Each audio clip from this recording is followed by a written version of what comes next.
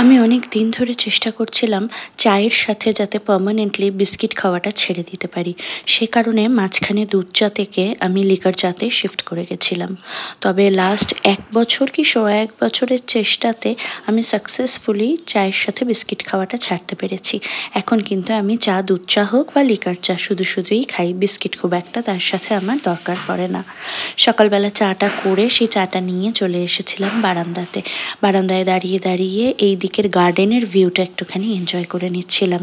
আমরা যে ফ্ল্যাটটায় এখন আছি এই ফ্ল্যাটটাতে আমরা কিছুটা গার্ডেনের ভিউ পাই আর কিছুটা রাস্তার দিকের ভিউ পাই।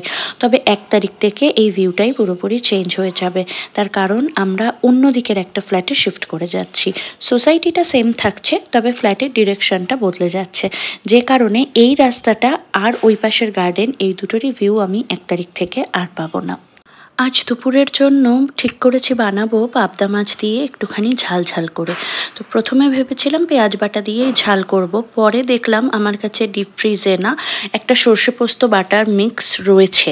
অল্প একটুখানি বেঁচে গেছিল। তো সেইটাই ভাবলাম তাহলে শেষ করে দিই।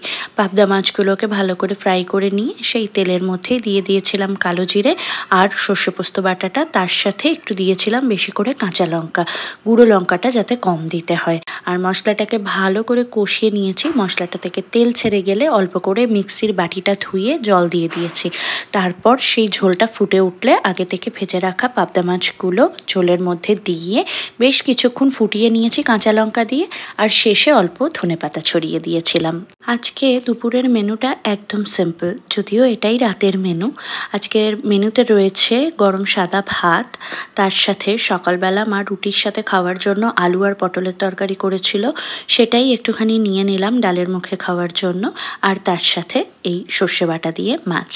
সন্ধ্যের দিকে আমাদের গার্ডেন এরিয়াটা কিন্তু দেখতে আরও বেশি ভালো লাগে, specially during Diwali two new year পর্যন্ত এই যে ডেকোরেশনটা এটা কিন্তু থাকে এবং এত অপূর্ব লাগে না দেখতে। প্রত্যেকটা বাড়িতে তাদের ব্যালকানিগুলোকে সাজানো হয় লাইট দিয়ে, পুরো গোটা ক্লাব হাউসটা সাজানো, পুলটা সাজানো।